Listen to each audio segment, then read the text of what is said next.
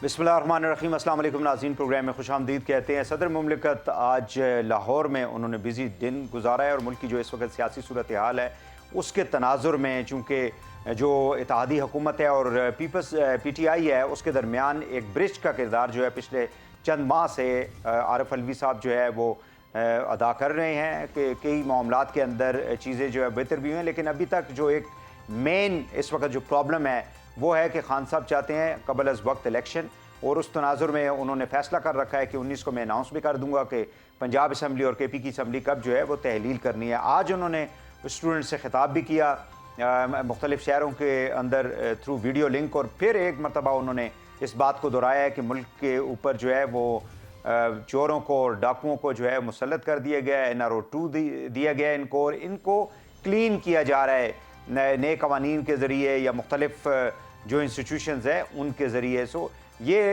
इसलिए वो कहते हैं कि मुल्क की जो माशी सूरत हाल है वो नीचे जा रही है दिन ब दिन, और जितना जल्दी इलेक्शन होंगे ये जो सूरत हाल है उसको कंट्रोल करने में मददगार साबित होगी। लेकिन ये उनका बयानिया है। गवर्नमेंट ये कहती है कि हमने अपनी सियासत को दाव पे लगाया और मुल्क की मईशत को और मुल्क को बचाने के लिए हम लोग आए हैं, और टाइम के ऊपर ही इंतखाबात जो हैं वो कराए जाएंगे। इमरान खान साहब की ख्वाहिश को इस हवाले से पूरा नहीं किया जा सकता। अब सदर साहब का जो किरदार है इस सारी सूरत हाल के अंदर वो किस हद तक अपने अहदाफ को दोनों जानब को बैलेंस आउट करते हुए कामयाब होंगे, ये तो अब आने वाले दिन ही बताएंगे। लेकिन हर आने वाला दिन जो है मुल्क की सियासी जो सूरत हाल है अदम इस्तेहकाम की वजह से मईशत मज़ीद जो है वो नीचे जा रही है। इन तमाम इश्यूज़ के ऊपर बात करेंगे। मेरे साथ मौजूद हैं जनाब शेख फ़याज़ुद्दीन साहब, आप रुकन कौमी असम्बली हैं, स्टेट मिनिस्टर हैं, मुआवन ख़ुसूसी है वज़ीर आज़म पाकिस्तान के। बहुत शुक्रिया शेख साहब, आप तशरीफ़ लाए हमारे प्रोग्राम में एक मरतबा फिर। सबसे पहले तो मुझे ज़रा रेकोडेक का बता दें कि आज जो ख़बर आ रही है वो ये आ रही है कि रेकोडेक के ऊपर इत्तेहादियों को, यानी दो जो इत्तेहादी थे, एक BNP था और दूसरा JUF जो है वो नाराज़ थे, उनको मना लिया गया है और कुछ तरमीम जो है उसमें मज़ीद की जाएगी कानून के अंदर। जी बिल्कुल ऐसा ही है कि इत्तेहादियों के जो खदशात थे या जो उनके जहन में था वो उसको क्लियर किया गया है, और सूबे का हिस्सा जो है जहाँ तक मेरी मालूमात के मुताबिक वो 35% से बढ़ा दिया गया है, और इस पर वो इत्तेहादी मुतफ़िक हैं, और इसीलिए 20 तारीख को जॉइंट सेशन कौमी असम्बली का बुला लिया गया है जिसमें ये बिल मुतफ़िका तौर पर इंशाअल्लाह पास हो जाएगा। तो पहले आप लोगों ने ये सारी एक्सरसाइज पहले क्यों नहीं की? मतलब काबीना में चले गए, काबीना का उन्होंने बायकॉट किया जिसका आप भी हिस्सा हैं। जी तो ये एक्सरसाइज अगर पहले कर ली जाती, बिकॉज हमारे साथ प्रोग्राम में सेनेटर थे जनाब मुर्तज़ा साहब, सेनेटर JUIF के, वो कहते हैं जी हमें तो कोई मौलाना साहब का कहते हैं मौलाना साहब से जब हमने रब्ता किया तो वो कहते हैं मुझसे भी किसी ने कोई इस हवाले से कोई बात नहीं की, और सेनेट के अंदर भी बिल को बलडोज किया गया। तो ये सारा कुछ पहले हो जाता तो बेहतर नहीं? वो अख्तर मैंगल साहब से मुख्तलिफ औकात में मीटिंग्स होती रही हैं, और उनके जो खदशात थे कोशिश की जाती रही है कि वो दूर कर दिए जाएं। सेट कि आपने ओरिजिनल मुसविदा हमसे शेयर नहीं किया, नहीं वो ये एक्चुअल डॉक्यूमेंट जो था। JUI का ये इतराज़ होगा, लेकिन मेरे ख्याल में अख्तर मैंगल साहब के इल्म में ये सारी बातें थी और उनके इस पर इतराज़ात थे, ये नहीं कि वो इससे मुतफिक थे। तो हमारी कोशिश ये थी, क्योंकि 15 दिसंबर लास्ट डेट थी साइन करने की, तो हमारी कोशिश थी कि हम असम्बली से पास करा लें, और फिर इत्तेहादी हैं, हम एक दूसरे के साथ हैं, ऊंच नीच में हमारा सिग्नेचर हो चुका है। मुझे इसका इल्म नहीं है, लेकिन ये मुझे पता है कि ये है कि जो इत्तेहादी हैं वो अब मुतफिक हो गए हैं, और 20 तारीख को जॉइंट सेशन बुला लिया गया इसकी मंजूरी के लिए, और इंशाअल्लाह जॉइंट सेशन में मुतफिका तौर पे इसको मंजूर कर लिया जाएगा। फ़र्क सिर्फ ये था कि हम चाहते थे कि वफाक का हिस्सा ज़्यादा हो और सूबे का हिस्सा कुछ कम हो, और लेकिन सूबाई जो जमातें हैं वो कहती थी कि सूबे का हिस्सा ज़्यादा हो। तो बहरहाल अफ़ाम व तफ़हीम से ये मामला तय हो जाएगा इंशाअल्लाह। चलो दैट्स गुड। अब आ जाते हैं जी इमरान खान साहब की आज की, वो कहते हैं कि आप लोग, मतलब हमने देखा है कि सलमान शहबाज साहब जो है वापस आ गए हैं। अब मियाँ साहब ने भी definitely has to come back, अपनी पार्टी को उन्होंने लीड करना है। उनके भी केसेस जो हैं, यानी बतदरीज हमने देखा कि केसेस जो है जितने भी नैब के हवाले से थे या मनी लॉन्ड्रिंग FIA के केसेस थे, वो यके बाद दीगरे ख़त्म हो रहे हैं। और इमरान खान साहब का ये इल्ज़ाम है आप लोगों की हुकूमत के ऊपर कि ये एक इन्होंने लॉन्ड्री शॉप जो है वो खोल रखी है, और NRO 2 जो है, NRO 1 जो है मुशर्रफ साहब ने दिया था, जनरल मुशर्रफ ने, और یہ NRO2 جو ہے یہ آپ لوگ لے کے اپنے سارے کیسز کو ختم کر کے ملک کے اوپر آپ کو مسلط کیا گیا ہے جس کی بنا پہ معیشت تباہ ہو رہی ہے. میں سب سے پہلے تو یہ وضاحت کر دوں کہ یہ کیسز ختم نہیں ہو رہے, صرف یہ نیب کے دائرہ اختیار سے نکال دیے گئے ہیں. اب FIA ان کی تحقیقات کرے گی, کیونکہ آپ کو بھی پتہ ہے کہ سپریم کورٹ, لیکن FIA تو ڈائریکٹلی گورنمنٹ فیڈرل گورنمنٹ کے انٹیریئر منسٹری کے اندر. تو آپ کا کیا خیال ہے کہ جو نیب کا جو سربراہ ہے وہ کوئی اور مقرر کرتا ہے؟ وہ بھی تو حکومت ہی مقرر کرتی ہے نا. لیکن وہ انڈیپینڈنٹ تو ہوتا ہے یا نہیں ہوتا؟ تو آپ کا کیا ویسے مطلب قانونی اعتبار سے ویسے تو پچھلی حکومت میں تو میں عرض کرتا ہوں یہ ڈیپینڈ جاوید اقبال صاحب کے اوپر جو الزامات لگتے ہیں, میں یہ عرض کرتا ہوں یہ ڈیپینڈ کرتا ہے آدمی وہاں پہ کیسا بیٹھا ہے. اگر جاوید اقبال بیٹھا ہے تو انڈیپینڈنٹ بھی ہو تو اس کا کوئی فائدہ نہیں, اور بشیر میمن جیسا آدمی بیٹھا ہے تو وہ انڈیپینڈنٹ نہ بھی ہو تو وہ غلط فیصلے نہیں کرتا. نوکری سے وہ بیفور اپنے ٹائم ریٹائرمنٹ لے کے چلا جاتا ہے, لیکن وہ کسی کے خلاف غیر قانونی کارروائی نہیں کرتا. اور یہ جو مقدمات ہیں یہ ختم نہیں کیے گئے, یہ اب FIA تحقیقات کرے گا. اور آپ کو پتہ ہے کہ سپریم کورٹ کے متعدد فیصلے ہیں کہ نیب کو پولیٹیکل انجینئرنگ کے لیے استعمال کیا جاتا رہا ہے, اور بنائی بھی اسے مشرف صاحب نے عامر نے اس لیے بنایا تھا کہ سیاستدانوں پہ دباؤ قائم رہے. لیکن آپ لوگوں کے پاس ٹائم تھا نا, پیپلز پارٹی کے پاس بھی ٹائم تھا, آپ لوگوں کے پاس بھی ٹائم تھا. آپ دونوں نے حکومتیں کی اس دوران, مطلب اب جہاں پہ ہم ہیں, اور جنرل مشرف کے دور کی جب ہم بات کریں تو آپ لوگوں نے اس کو ختم نہیں کیا نا. آپ لوگوں نے جب ہمیں موقع ملا اس وقت ٹھیک ہے کہ ہم سے غلطی ہوئی, اس میں کوئی شبہ نہیں کہ ہمیں اس وقت ختم کر دینا چاہیے تھا. پیپلز پارٹی بھی یہی چاہتی تھی, لیکن انسان ہے نا, ان سے چند سہون غلطیاں ہو ہی جاتی ہیں. تو جب ہمیں موقع ملا تو ہم نے اس کو ٹھیک کر دیا. تو باقی چور تو ہم ہیں, وہ تو چور نہیں ہیں, نہ وہ توشہ خانہ کے چور ہیں, نہ وہ 50 ارب روپے جو ایک بزنس ٹائکون کو دے دیے گئے ہیں بغیر کسی کے بتائے, اور وہ جو حکومت پاکستان کا پیسہ تھا وہ بھی چوری نہیں ہے. تو ہم نے تو مقدمات فیس کر لیے ہیں, اور انشاءاللہ آگے بھی جو ہوں گے ہم فیس کریں گے, ہمیں اس میں کوئی خوف نہیں ہے. لیکن جب عمران خان صاحب کی باری آئے گی تو قوم دیکھے گی کہ یہ سب سے بڑے چور یہی نکلیں گے. مجھے یہ بتائیں کہ یہ جو توشہ خانہ کے حوالے سے وہ کہتے ہیں کہ عمران خان صاحب نے یہ کہا ہے کہ زرداری صاحب بھی گاڑیاں لے کر گئے ہیں, دیٹ واز اگینسٹ دا لا, اور نواز شریف صاحب کی بات بھی وہ کرتے ہیں کہ وہ بھی ایک گاڑی لے کر گئے ہیں. تو اس میں کتنی حقیقت ہے؟ یہ الزامات لگانا تو بہت آسان کام ہے, لیکن حقائق کیا ہیں؟ اگر وہ لے کے گئے ہیں تو ان کا فرض ہے کہ ایک درخواست دے دیں اور انکوائری شروع کرا دیں. صرف الزامات لگانے سے کوئی بات سچ ثابت نہیں ہو جاتی. میں آپ کو بتاتا ہوں, آج میں دیکھ رہا تھا کہ جو پشاور کے جو بزنس کمیونٹی ہے انہوں نے عمران خان صاحب کو خط لکھا ہے کہ پشاور میں ہم سے بتہ لیا جا رہا ہے.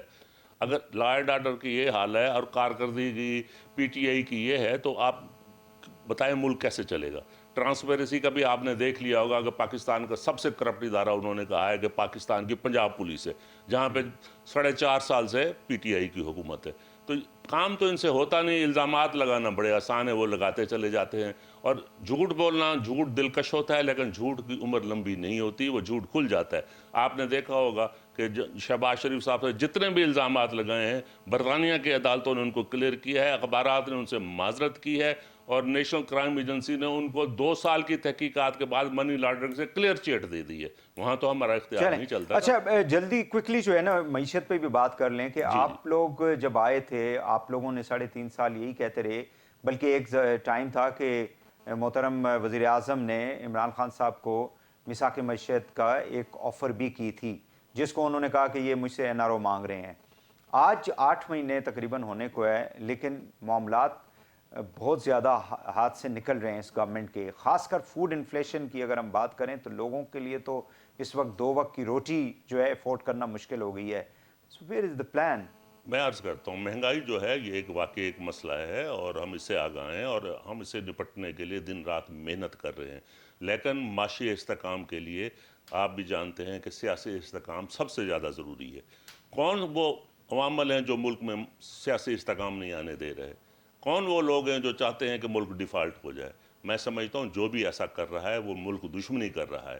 جب گھر کو آگ لگتی ہے تو اس پہ پیٹرول نہیں ڈالا جاتا, پانی ڈالا جاتا ہے. یہ نہیں کہا جاتا کہ ہم ڈیفالٹ ہو رہے ہیں. اور لیکن جس پانی کی آپ بات کر رہے ہیں وہ آپ ٹائم چاہ رہے ہیں نا, 8 مہینے 10 مہینے, اور عمران خان صاحب جو پیٹرول ڈال رہے ہیں وہ ارلی الیکشن چاہ رہے ہیں بنیادی طور پہ. تو اس کا کوئی ایک درمیانی راستہ بھی تو ہونا چاہیے نا. پنجاب کے اندر جس قسم کا وہ فیصلہ کرنے کے لیے جا رہے ہیں تو اسٹیبلٹی کہاں سے آئے گی؟ یعنی ایک بہت بڑا صوبہ, دوسرا وہ صوبہ جس کی افغانستان کے ساتھ بارڈر ہے, ہمارے وہاں پہ ویسے ہی لا اینڈ آرڈر کا مسائل بہت زیادہ ہیں، تو پھر آپ لوگ کیسے اس معیشت کو ٹھیک کر پائیں گے؟ تو کیا آپ سمجھتے ہیں الیکشن اس کا حل ہے؟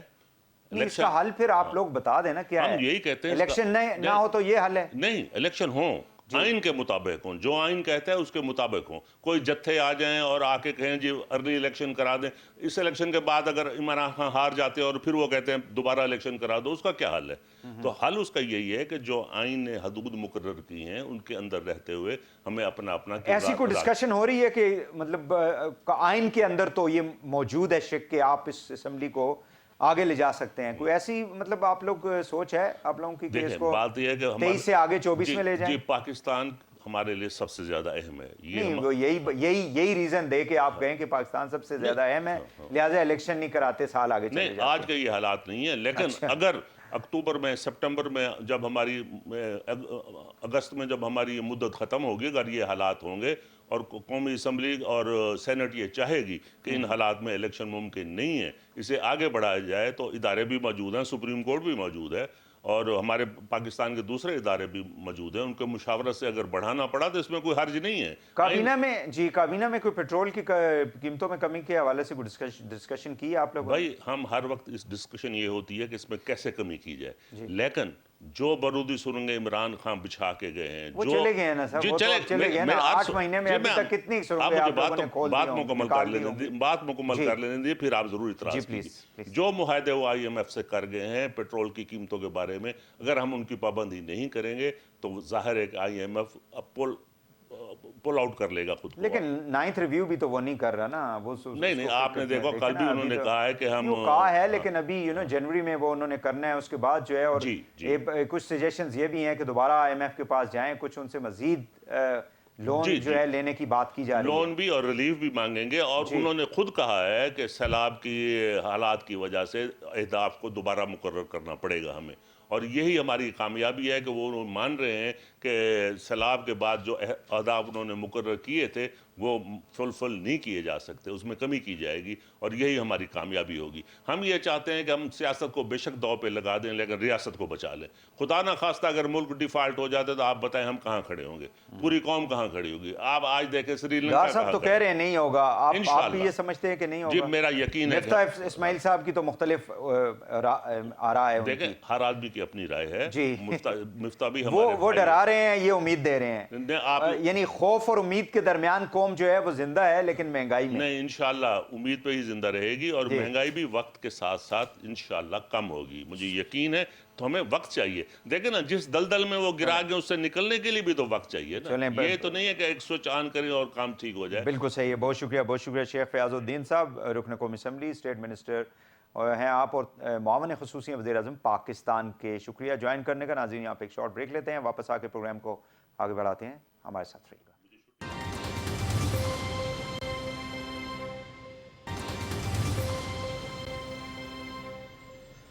ویلکم بیک ناظرین، اس وقت ہمارے ساتھ موجود ہیں سید یاور عباس بخاری صاحب، مرکزی رہنما ہیں پاکستان تحریک انصاف کے۔ بہت شکریہ بخاری صاحب، آپ نے ہمیں ٹائم دیا۔ آج صدر مملکت جو ہیں عارف علوی صاحب لاہور میں، انہوں نے بڑی امپورٹنٹ ملاقاتیں کی ہیں، خصوصاً جو وزیر اعلیٰ پنجاب ہے ان کے ساتھ جو ملاقات ہوئی، کل مونس الائی صاحب کی عمران خان صاحب سے ملاقات ہوئی تھی۔ اس وقت جو صورتحال ہے، کیا اسمبلیاں جو ہے ان کو عمران خان صاحب کی خواہش کے مطابق جو ہے اعلان تو وہ کر دیں گے، انہوں نے 19 کا کہا ہے، تحلیل ہونے جا رہی ہے، یا ڈو یو تھنک کہ صدر مملکت صاحب جو ہیں وہ کوئی نیا آئیڈیا لے کے عمران خان صاحب کو کنونس کرنے کی یا باقی لوگوں کو کنونس کرنے کی کوشش کریں گے؟ بسم اللہ الرحمن الرحیم، اللہم صلی علی محمد وعلی محمد واجل فرجہم۔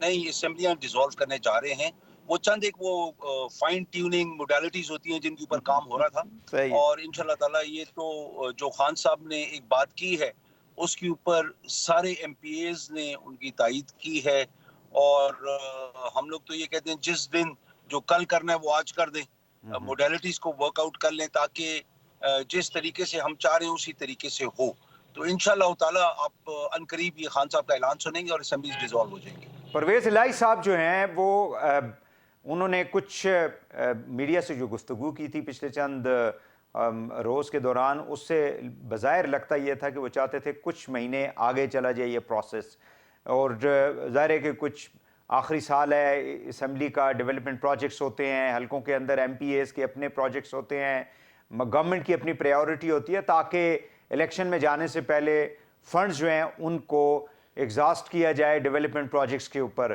سو ڈو یو تھنک کہ پرویز الہی صاحب جو ہیں وہ جو بات کر رہے ہیں بظاہر اسی پروسیس کو لے کے آگے چلیں گے اور اسمبلیاں جو ہیں وہ ختم ہو جائیں گی؟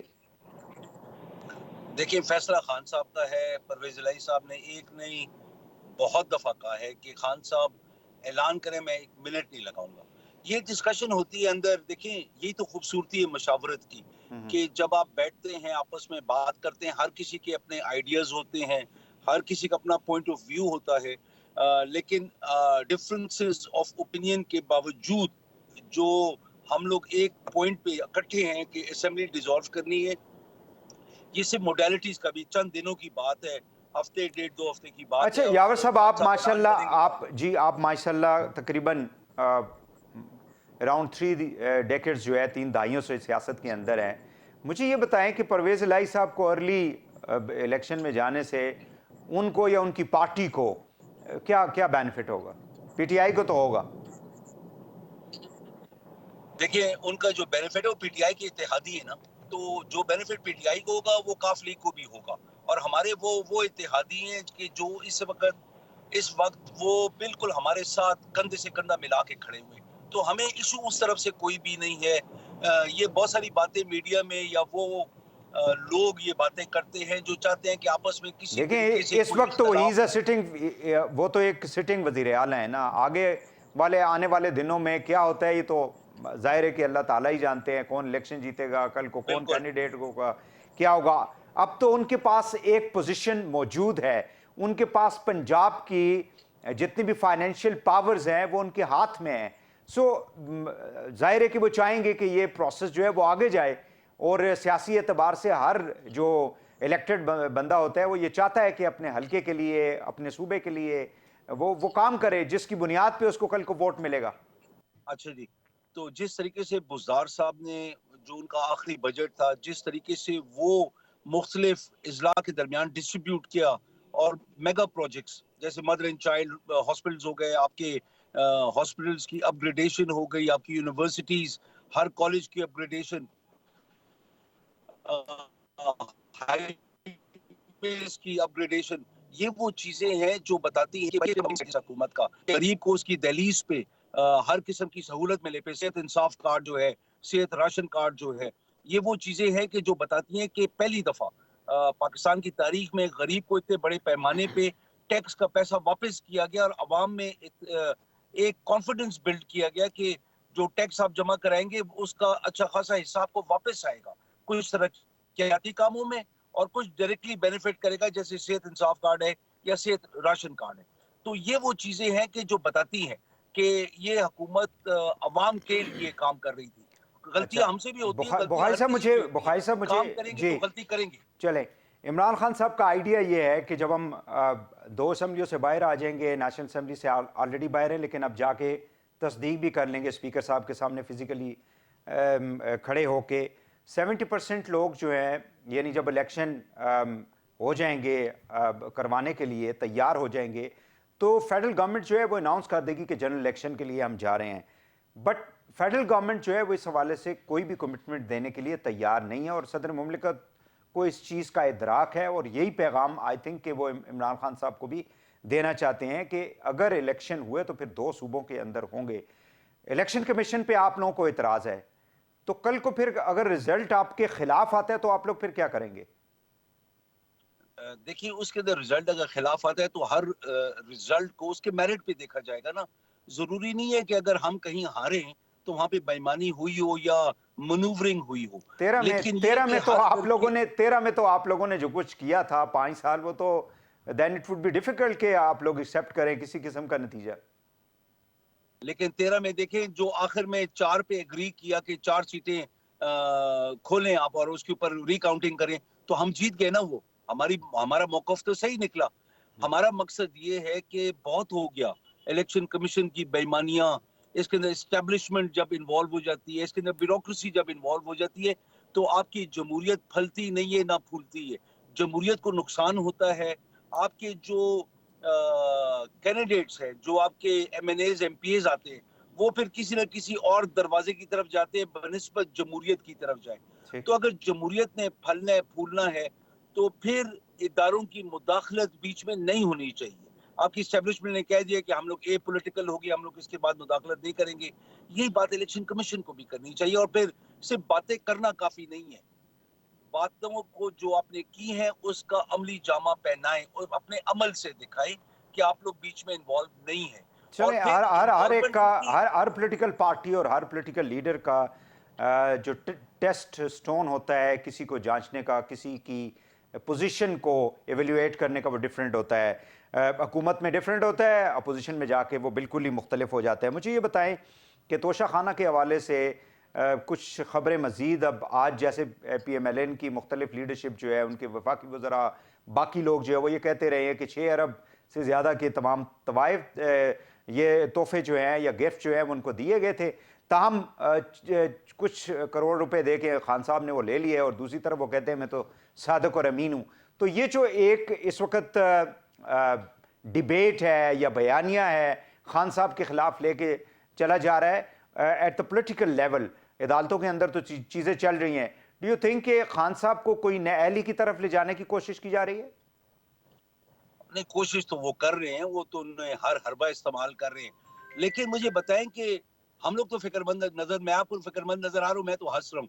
توشہ خانہ از اے نان ایشو، اس کا کوئی ایشو نہیں ہے. توشہ خانہ میں کوئی اللیگل کام نہیں ہوا.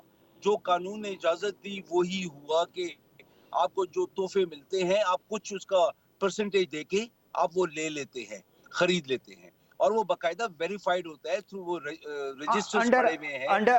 وہ کہتے ہیں انڈر پرائسنگ کی گئی ہے، انڈر پرائسنگ کی گئی ہے، نہیں نہیں، انڈر ہمارے ٹائم پہ تو ایسٹیمیٹ کیا پرائسنگ گیا ہے زیادہ چیزوں کی کو. گئی ہے. دیکھیں جی دیکھیں یہ لوگ کرتے کیا ہیں کہ آج آپ نے 1990 میں آپ نے گھر لیا 10 لاکھ روپے کا، مثال کے طور پہ آج اس گھر کی ویلیو ہے 10 کروڑ روپیہ. ٹھیک ہے جی، آپ نے جب 10 لاکھ کا گھر لیا تھا اس ٹائم پہ اس کی ویلیو وہی تھی نا. وتھ ٹائم آپ جا کے ملٹیپل لوگوں سے باتیں کر کے اور اپنے مرضی کے ایویلیویشن سرٹیفکیٹس بنوا لیں تو اس کے اندر تو جس کی لاٹھی اس کی بھینس یہ لوگ کرتے رہیں گے. یہ فراڈ لوگوں کو بھی سامنے لے کے آتے ہیں. خان صاحب کا جو توشہ خانہ کا یہ جو ایشو یہ لوگ بنا رہے ہیں، اٹس اے نان ایشو. عدالت نے ان کو یہ سب جھوٹ ہے. عدالت نے ایک تو ٹرائل کورٹ نے ان کی یہ جو بھیجا ہے اس نے case, election commission of Pakistan نے اس کو ایک تو ایکسیپٹ کر لیا، دوسرا 9 تاریخ کو خان صاحب کو فزیکلی انہوں نے اپیئر ہونے کے لیے بھی ڈائریکشن دی ہے. ٹھیک ہے، اس میں کوئی حرج نہیں ہے. تو کورٹ اگر غیر جانبدار ہو اور حق کی بات کرے تو تب تو بالکل ٹھیک ہے. یہی تو سوال ہے بخاری صاحب، ہماری جوڈیشری یہی تو سوال ہے کہ جوڈیشری جی پلیز. ہماری جو جوڈیشری آتی ہے دنیا میں 138ویں نمبر پہ ہے. تو 138ویں پہ کیوں ہے؟ اس کو پہلے 5 میں کیوں نہیں ہونا چاہیے؟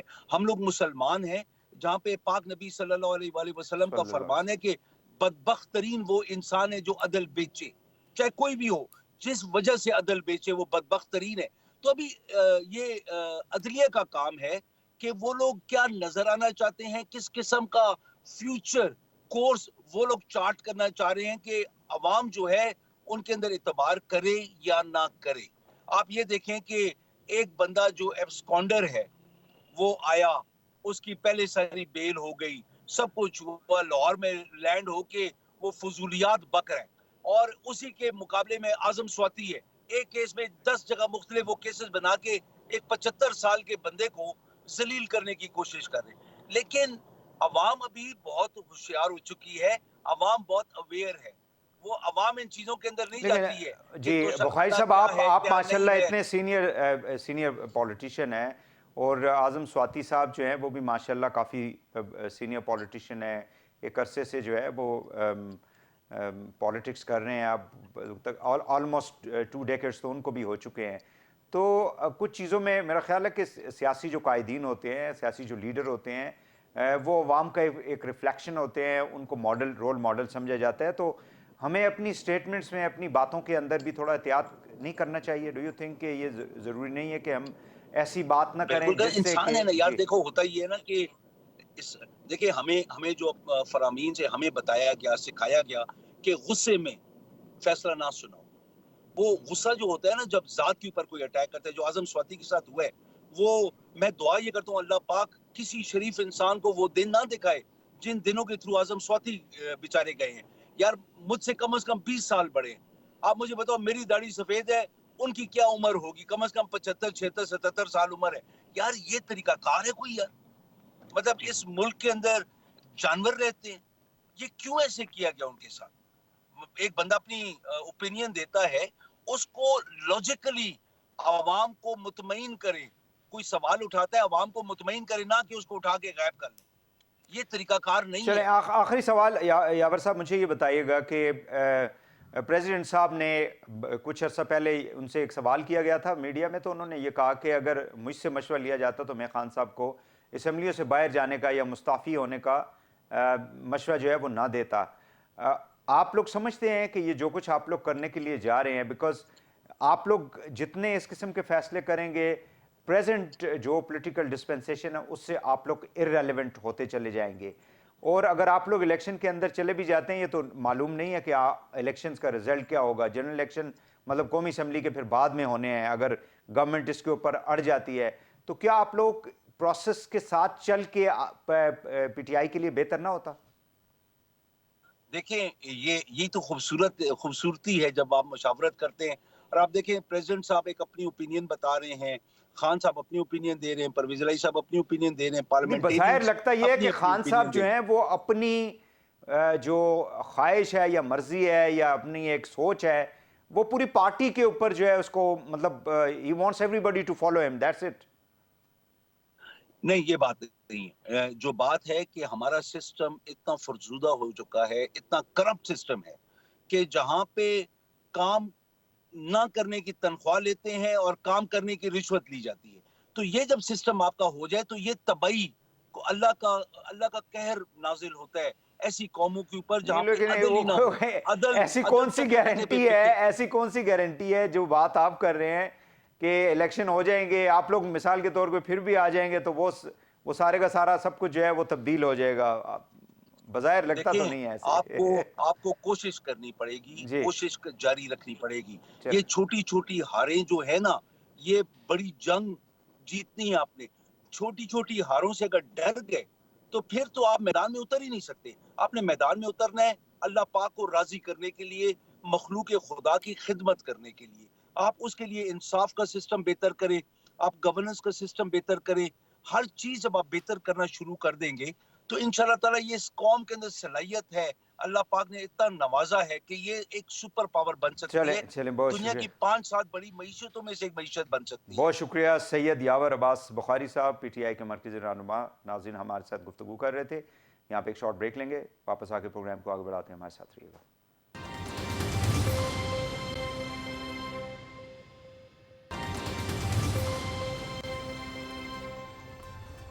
ناظرین ہمارے ساتھ موجود ہیں ڈاکٹر حفیظ پاشا صاحب، سابق وزیر خزانہ ہیں. آپ معاشی ماہر ہیں. بہت شکریہ ڈاکٹر صاحب، آپ نے ہمیں ٹائم دیا. یہ سب سے پہلے تو یہ بتائیں کہ اس وقت جو ڈیبیٹ چل رہی ہے میڈیا کے اندر، پولیٹیکل جو اینالسٹ ہیں یا اکانومی کے جو ماہرین ہیں، وہ ڈیفالٹ کے اوپر بہت زیادہ جو ہے اس وقت فوکس کیا ہوا ہے کہ خدا نخواستہ پاکستان جو ہے وہ معاشی اور مالی اعتبار سے اس حد تک نیچے جا چکا ہے، گر چکا ہے کہ پاکستان کہیں ڈیفالٹ نہ کر جائے.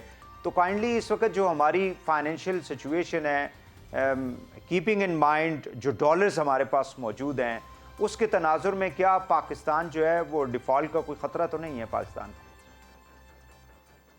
بسم اللہ الرحمن الرحیم. بات دراصل یہ ہے کہ پچھلے کچھ مہینوں سے ہمارے جو فارن ایکسچینج ریزروز ہیں ان میں نمایاں طور پر کمی آتی رہی ہے. اب آپ یہ دیکھیے کہ جون کے مہینے کے بعد سے ابھی تک تقریباً $3 ارب گر چکے ہیں ہمارے ریزرو سے، اور اس وقت ریزروز جو ہیں وہ $6.7 ارب صرف رہ گئے ہیں، اور وہ تقریباً 1 مہینے کے درآمدات کے لیے کافی ہیں صرف. جبکہ سیف لیول سمجھا جاتا ہے جب آپ کے پاس 3 مہینے کے ریزروز ہوں، یعنی کہ تقریباً 20 ارب ڈالر۔ اس کے برعکس اس وقت ہمارے پاس 7 ارب ڈالر سے بھی کم پیسے موجود ہیں ریزروز میں۔ دوسری طرف جو بات پریشان کن ہے وہ یہ کہ کچھ ایسے اخراجات ہیں فارن ایکسچینج میں جو پاکستان اس وقت نہیں دے پا رہا ہے، اور سب سے اہم تو اس وقت یہ ہے کہ پاکستان جو مختلف سروسز جو ہم امپورٹ کرتے ہیں، جس میں ایئر لائن سروسز کی پیمنٹ ہے، جس میں آئی ٹی سروسز کی پیمنٹ ہے، ان دو کو ملا لیں تو تقریباً $450 ملین پینڈنگ پیمنٹس ہیں۔ اور ایک چھوٹی سی خبر یہ بھی ہے کہ باہر کے جو ہمارے فارن سروس کے جو افسران ہیں ان کی تنخواہیں بھی نہیں مل رہی ہیں۔ اور تیسری طرف جو سب سے بڑی رکاوٹ ہے وہ یہ کہ ہمارے ہاں جو ملٹی نیشنل کمپنیز ہیں وہ تقریباً اپنی پروفٹس کی ریپیٹریشن صرف 16% کر پائے ہیں ان کمپیریزن ٹو پچھلے سال۔ تو یہ چیزیں انڈیکیٹ کر رہی ہیں کہ پیسوں کی سخت کمی ہو گئی ہے ڈالرز کی۔ اور ایک اور بڑا انڈیکیٹر یہ ہے کہ آپ کا جو فلوٹنگ انٹر بینک ریٹ ہے اور اس میں جو آپ کا اصل میں بلیک مارکیٹ ریٹ ہے اس میں کم از کم 10% گیپ پیدا ہو چکا ہے اور بڑھتا جا رہا ہے۔ اور آخری بات یہ ہے کہ پاکستان کے لیے یہ بہت ضروری ہے کہ ہم اپنے جو ڈیٹس ری پیمنٹس ہیں مختلف لینڈرز کو، اس میں اگر کہیں کسی وقت رکاوٹ خدا نہ خواستہ آتی ہے تو اسے ڈیفالٹ سمجھا جائے۔ ڈاکٹر صاحب مجھے یہ بتائیں کہ ڈالرز کہاں سے آئیں گے اس وقت جو صورتحال ہے؟ ایک خبر یہ بھی سامنے جو کچھ تو آپ نے خود ہی بتا دیا کہ ایئر لائنز ہیں، اسی طرح جو آئی ٹی سیکٹر ہے، اسی طرح کچھ ہماری ایمبیسیز ہیں، وہاں سے بھی خبریں آ رہی ہیں کہ سیلریز جو ہیں وہاں پہ لوگوں کو نہیں مل رہی ہیں۔ ادویات کے حوالے سے بتایا جا رہا تھا کہ جو مٹیریل را مٹیریل آتا ہے باہر سے پاکستان کے اندر، چاہے وہ ڈرگ سیونگ میڈیسنز ہیں یا باقی ہیں لائف سیونگ ڈرگز جو ہیں، وہ ان کا جو پروڈکشن ہے اس کے اوپر اثر انداز ہو رہا ہے ابھی۔ تو ڈالرز ہمارے پاس آئیں گے کہاں سے کہ یہ سارا معاملات جو ہیں ان کو کلیئر کیا جا سکے؟ دراصل بات یہ ہے کہ سال بھر کے لیے جو ہمارے ضروریات ہیں فارن ایکسچینج ڈالرز کی، وہ ہماری منسٹری آف اکنامک افیئرز نے بڑے کیئرفل طریقے سے کیلکولیٹ کر کے بتایا ہے کہ ہمیں 22.8 ارب ڈالر چاہیے اس سال۔ اس میں ہمیں تجارتی خسارہ اور قرضوں کی واپسی ملا کے یہ تقریباً اتنا ہی بنتا ہے۔ اور اس میں خیال یہ ہے کہ تقریباً 1 سے 1.5 ارب ڈالر تو فارن ڈائریکٹ انویسٹمنٹ آئے گا، مگر اس وقت ایسا لگ رہا ہے کہ نہیں آئے گا۔ اس کی وجہ یہ ہے کہ باہر کے انویسٹرز پاکستان کے حالات دیکھتے ہوئے پریشان ہیں۔ اور پھر پہلے 4 مہینے اگر آپ دیکھ لیں جو انہوں نے فگرز دیے ہیں آفیشیل اسٹیٹسٹکس، تو 4.3 ارب ڈالر صرف آئے ہیں 22.8 ارب ڈالر کے ٹارگٹ کے لحاظ سے۔ تو اس لیے گیپ جو ہے وہ 18 ارب ڈالر کے قریب ابھی بھی موجود ہے، جسے ہمیں آخری 8 مہینوں میں حاصل کرنا ہے۔ یہ بہت بڑا اماؤنٹ ہے، اور اس کیلکولیشن میں جو ڈیٹ رول اوورز ہم ایکسپیکٹ کر رہے ہیں نارمل، وہ بلڈ ان ہے، تو وہ نیا پیسہ نہیں ہوگا۔ اس لیے 18 بلین ڈالرز کا نیا انفلو چاہیے، رول اوور نہیں، انفلو۔ اور یہ دراصل کافی بڑا اماؤنٹ ہے۔ اب آپ دیکھیے کہ کیا ہونے والا ہے آنے والے ہفتوں میں۔ اچھا مفتاح اسماعیل صاحب جو فائنانس منسٹری بھی رہے جب یہ حکومت جو ہے نئی عمران خان صاحب کو نکالنے کے بعد آئی، اور اس کے بعد ڈار صاحب جو ہے واپس آگے لنڈن سے اور اب وہ فائنانس منسٹر ہیں، ان کا کہنا یہ ہے کہ میں دوبارہ آئی ایم ایف کے پاس جانا پڑے گا۔ تو وہ کس تناظر میں یہ بات کرتے ہوں گے؟ 9th ریویو جو انہوں نے کیا ہے اس کو تو کافی پروڈکٹیو قرار دیا ہے آئی ایم ایف کی، آج کی جو خبر ہے۔ سو دوبارہ واپس جانے کا مطلب یہ ہے یا ان کے پروگرام میں جانے کا مطلب کیا ہے کہ we need more dollars from IMF? بات دراصل یہ ہے کہ یہ نوا ریویو جو ہے جو بہت اہم تھا وہ ابھی بھی کافی حد تک ڈیلے ہو چکا تھا. اب آپ یہ دیکھیے کہ نومبر کی 3 تاریخ کو یہ ریویو ہمارے IMF کے سٹاف کو پاکستان آ کے کرنا چاہیے تھا، مگر ابھی تک وہ نہیں آئے ہیں. اب بس امید یہ کر رہے ہیں کہ جنوری کے مہینے میں ریویو کا پروسیس پھر جاری ہوگا، اس لیے کہ اس وقت کرسمس کی چھٹیاں ہیں واشنگٹن.